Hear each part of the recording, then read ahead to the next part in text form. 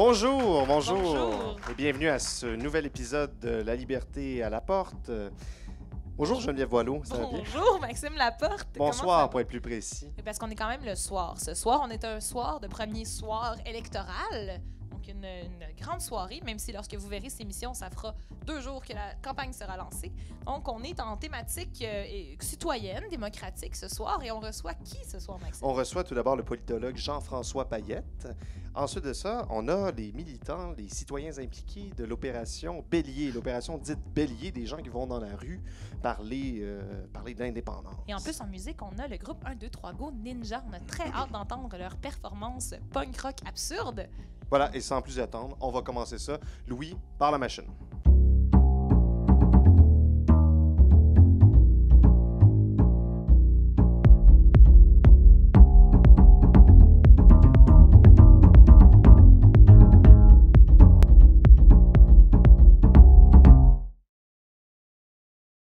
Nous sommes en présence de Jean-François Payette.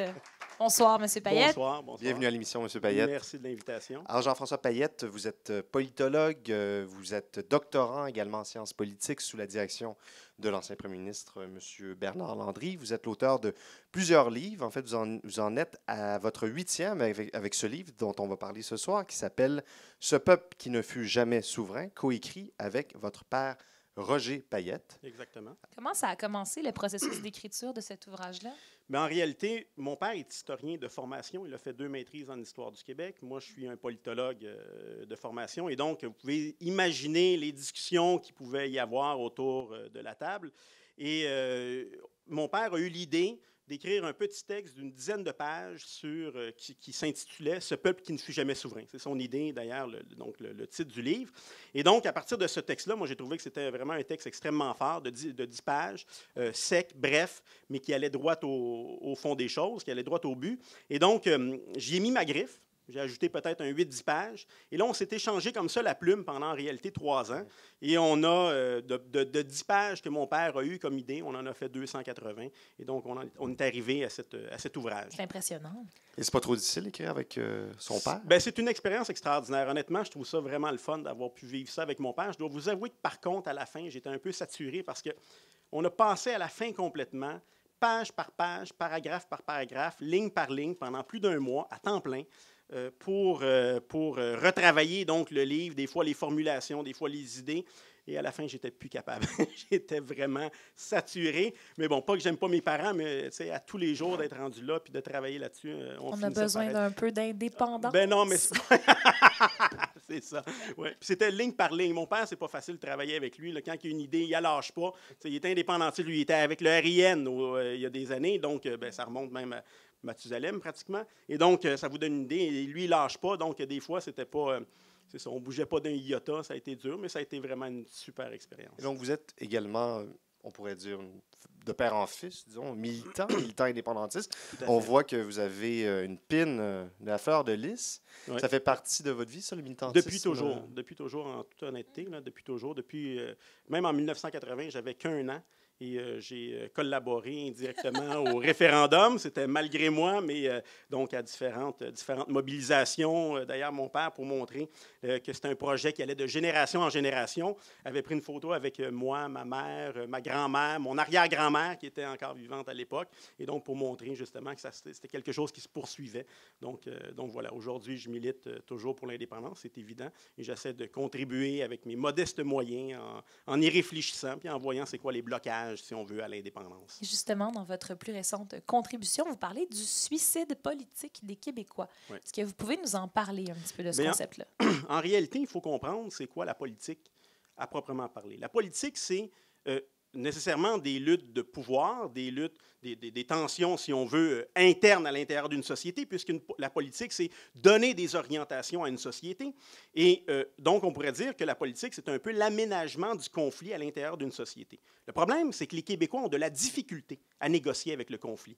Ils ont de la difficulté, c'est quelque chose qui les rebute. Ils essaient toujours d'arriver et d'agir en fonction, quand ils sont capables d'agir, parce que la politique, c'est le propre de l'agir, puis les Québécois sont pris, dans le fond, dans l'agir que le gouvernement canadien leur laisse comme marge de manœuvre. Mais disons, donc, quand ils agissent, ils essaient toujours d'arriver à l'unanimité. On a juste à penser à la question de la charte. Et moi, c'est quelque chose qui me fascine complètement. Il y a un parti politique qui décide de donner une orientation politique à la société québécoise en disant on va aménager, qu'on soit pour ou contre, là, on va aménager la question du port des signes religieux.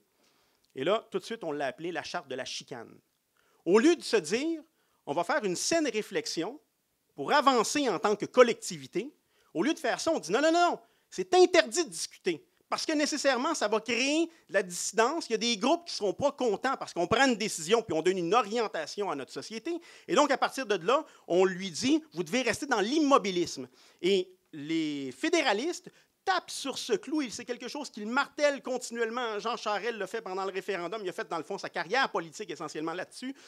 Encore un projet d'indépendance, séparer le Québec du Canada. Ça va diviser la société québécoise, ça va diviser les familles. On n'a pas besoin de ça. Mais attendez 2 petites secondes. Il n'y a aucune société au monde qui fonctionne à l'unanimité.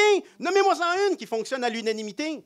J'aimerais ça savoir, juste pour une petite seconde, j'aimerais ça savoir comment qu'elle a fait pour arriver à l'unanimité sans discuter, sans débattre. C'est impossible. Il n'y a pas de société possible qui est comme ça. C'est pas vrai. Mais qu'est-ce qui peut bien expliquer cette trait de caractère? Cette obsession du consensus, disons?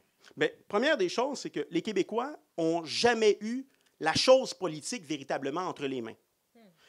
C'est un peuple qui n'a jamais été souverain, on le dit, c'est le titre du livre. Hein, ce peuple qui ne fut jamais souverain. Donc, cette société-là, elle est arrivée en Amérique du Nord et elle est obligée de se retourner vers la France pour agir. Donc, elle quémande à la France lorsqu'elle veut donner des orientations. Puis, au moment de l'occupation anglaise, elle se retourne vers une seconde mère patrie qui est l'Angleterre. Et pour finir, elle est obligée de se retourner vers le gouvernement canadien à partir de 1867 pour donner des orientations à sa société. On a juste à penser à la loi sur les écoles passerelles qui fait l'unanimité en 2002 sous le gouvernement de Bernard Landry et qui a tout de même été invalidée malgré que ça faisait l'unanimité à l'Assemblée nationale du Québec, là.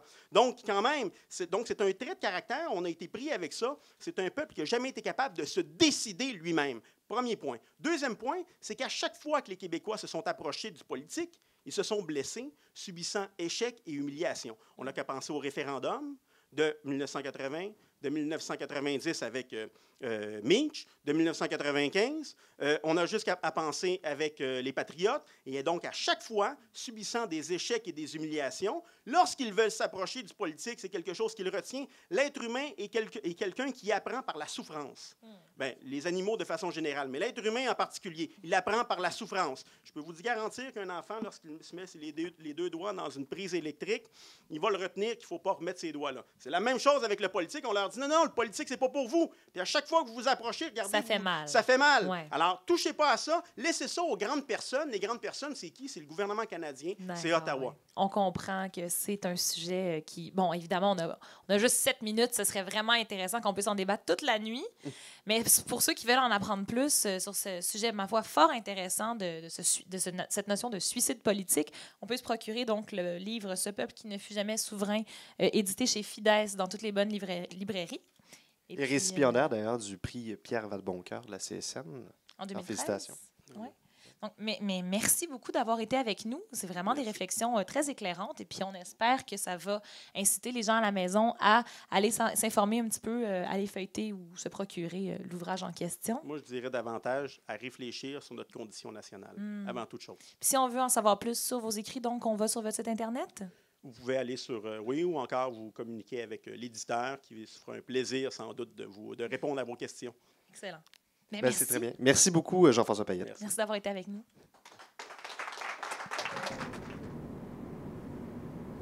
Coupé!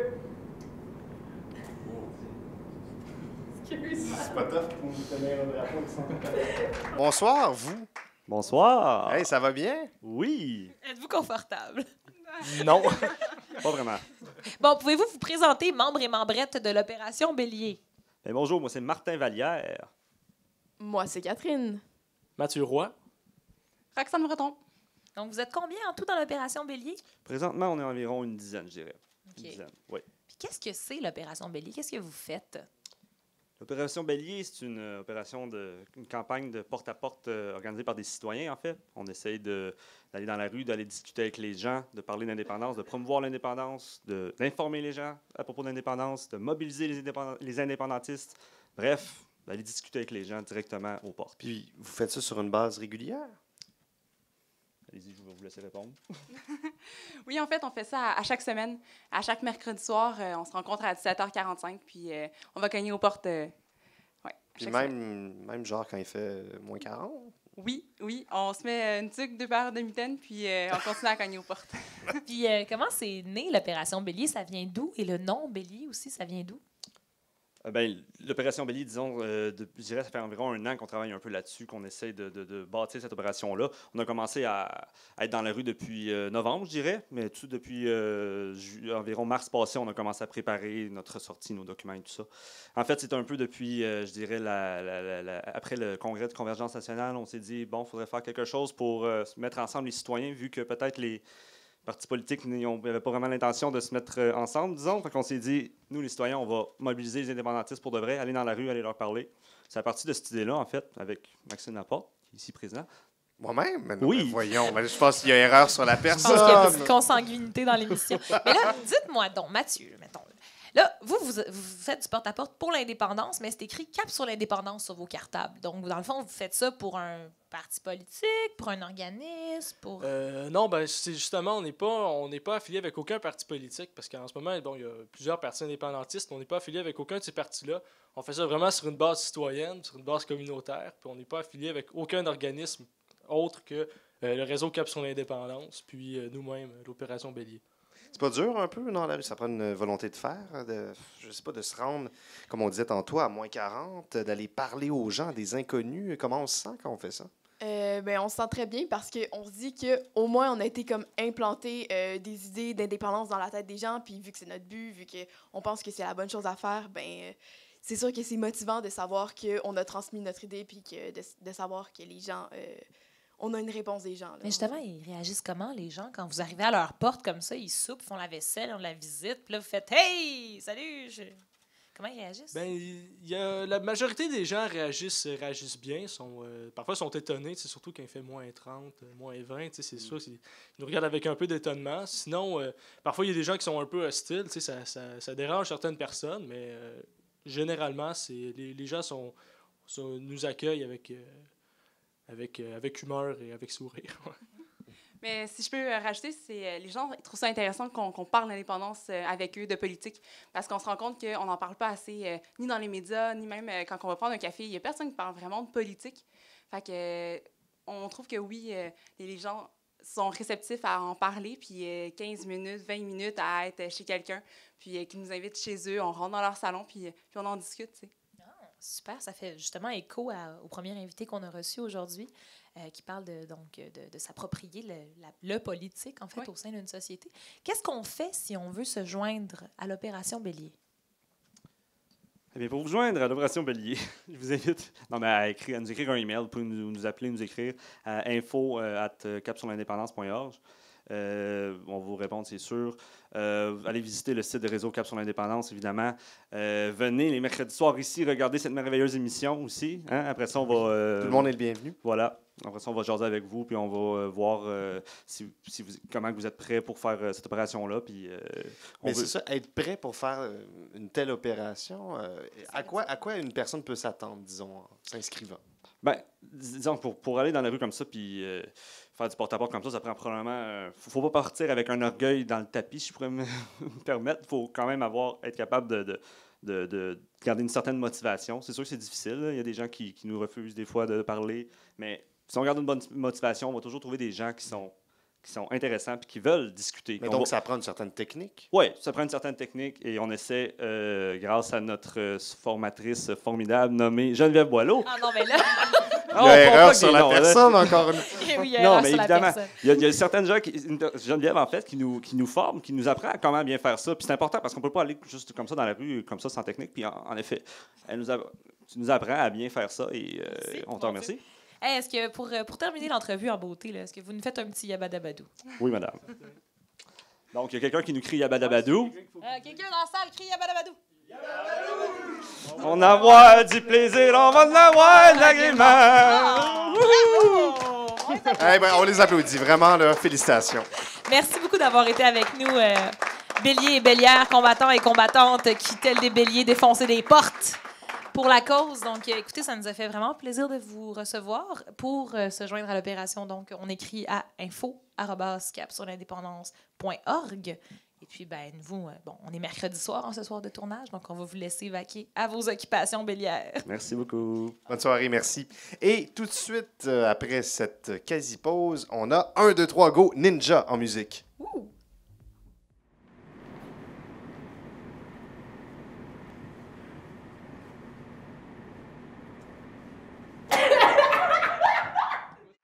Et donc, nous sommes avec 1, 2, 3, go, Ninja. Il paraît bien. Hein? Est-ce que vous pouvez vous nommer, s'il vous plaît, pour qu'on sache vos noms? Oui, Kevin. Baraclou. Cédric et Tommy le cheval. Super, excellent. Bonjour, bonsoir. Dites-moi donc, ça fait combien de temps que vous jouez ensemble, vous autres? Nous autres, c'est plus cet été. Mhm. En fait, on s'est rencontrés sur Internet, sur un site de rencontre. Puis Ok. depuis ce temps-là, on jamme avec Monsieur l'Indien ici. Sur Badou. Sur un site de rencontre en mon classeur. Ouais, mon classeur sur Badou, puis lui...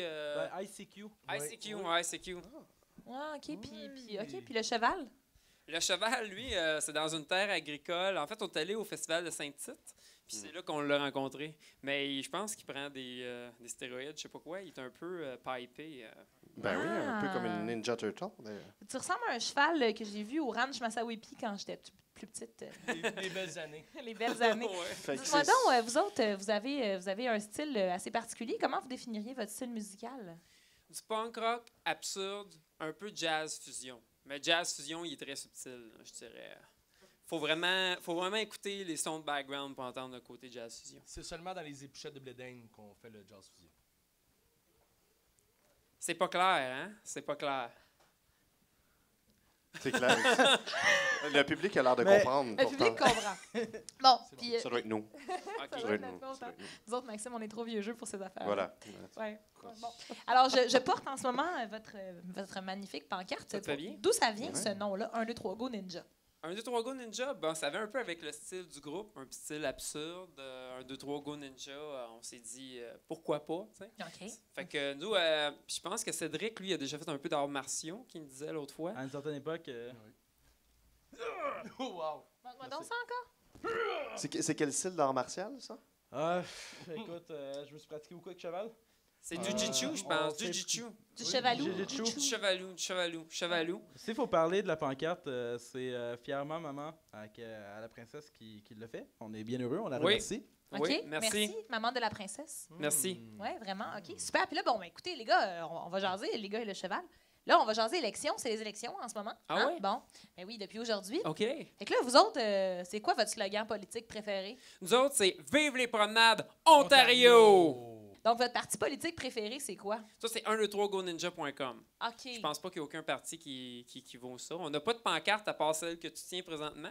Donc, on apprécierait, c'est que tu peux te promener dans les rues et promener notre pancarte un peu partout. Parce que nous autres, on n'a pas le budget d'aller poser des pancartes sur les poteaux. Donc, Parlant si tu de pourrais le budget, faire, ça apprécié. Vous n'auriez pas un événement de financement bientôt? Où on pourrait Oui, assister? on a justement, bonne question, le 30 mars prochain au bar à Saint-Cyboire sur la rue Saint-Denis. On fait un spectacle dont les gens qui veulent venir nous encourager, ou si on accepte les dons via notre adresse au courriel sur notre site 123goninja.com. OK, fait que ça, c'est votre site de parti politique. C'est ça, exactement. Excellent, excellent. Puis là, dites-moi donc, vous autres, pour si on veut se procurer votre musique, on peut aussi aller sur iTunes. Exactement. Sur iTunes, on a notre single Tu n'es pas Stéphane Fallu. Puis on travaille présentement pour sortir un EP qui devrait sortir cet été. Excellent. Puis là, vous nous donnez votre slogan, donc, pour la campagne électorale. C'est quoi? Vive les promenades Ontario! Donc, On écoute ça. Ah, merci tout le monde. Vive les promenades Ontario! 1, 2, 3, 4!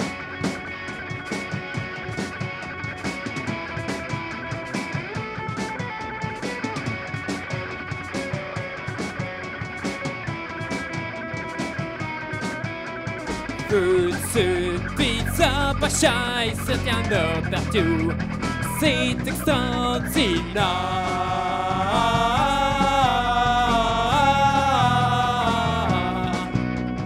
La fille au coin vers eux me sourit, mais elle n'a pas de dents.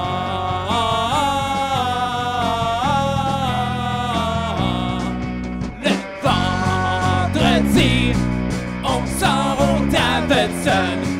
Et le samedi, fuck la rue Crescent. La bowling Darling sera tremblée d'émotions. Vive les promenades Ontario.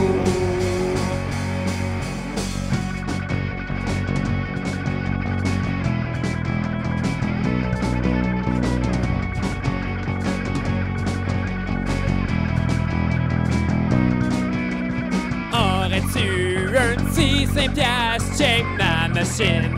Je veux pas perdre ma place.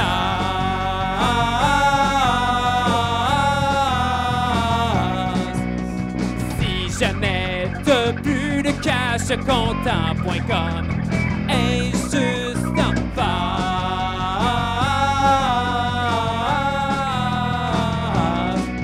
Le vendredi, on sort au Davidson. Et le samedi, fuck la rue Crescent. La bowling Darling sera tremblée d'émotions. Vive les promenades Ontario. Si t'es au Carlo et que tu parles tout seul, dis-toi bien que tu n'es pas le seul. Go!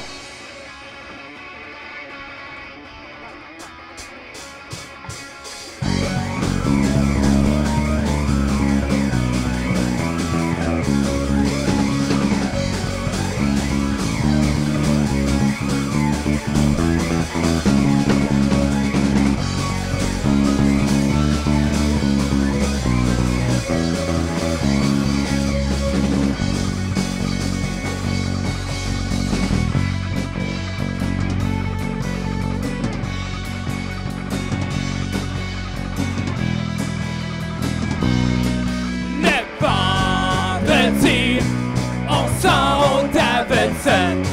Et le samedi, fuck la rue Crescent. La bowling Darling sera tremblée d'émotions. Vive les promenades Ontario. Si t'es au Carlo et que tu parles tout seul, dis-toi bien que tu n'es pas le seul.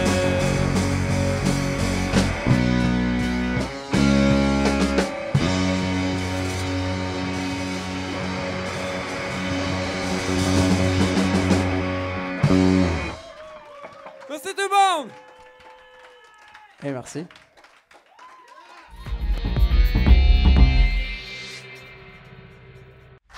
Ouf! Merci beaucoup à 1, 2, 3 Go Ninja pour cette performance, ma foi, rocambolesque. Épique. Moi, j'ai vraiment trippé sur le loup, sur le drum. Vraiment. Oui, là. non, franchement, c'est extraordinaire. Oh, non, il y avait tellement d'éléments, c'est surréaliste dans Beaucoup cette de performance. style, une finesse, une délicatesse, une profondeur de culture. Vraiment. Ah oui. On est très satisfait de nos invités de ce soir. Donc, on est très heureux d'avoir aussi accueilli M. Payette. Mais certainement, Jean-François Payette, on vous rappelle que le livre qu'il a coécrit avec son père, qui s'appelle « Ce peuple qui ne fut jamais souverain », est disponible dans toutes les bonnes librairies. Et bien entendu, on est très heureux également d'avoir reçu toute l'équipe, une partie de l'équipe de l'Opération Bélier, donc qui fait du porte-à-porte tous les mercredis et que vous êtes invité à tenter de rejoindre à info@capsuleindépendance.org. Si le cœur vous en dit. Et puis bien, évidemment, allez nous voir sur Facebook, La Liberté à la porte, appuyez sur j'aime, on partage les émissions, hein, donnez-nous plein de commentaires, parlez-nous d'un paquet de belles affaires, racontez-nous vos vies, dites-nous c'est quoi votre chapeau préféré, parlez-nous de Maxime Laporte, dites-nous comment ces suits vous font un effet avec les jeans, là. Hein? Bon, parlez-nous de tout ça, puis nous autres, on vous revoit la semaine prochaine. Certainement. Même heure, même poste, ou presque, enfin. C'est un peu anachronique de dire ça. Mais en tout cas, même site, même page Facebook. Et donc, pour ceux qui souhaitent assister aux enregistrements, c'est au 82 rue Sherbrooke-Ouest, le mercredi soir dès 18h. À la semaine prochaine! Au revoir.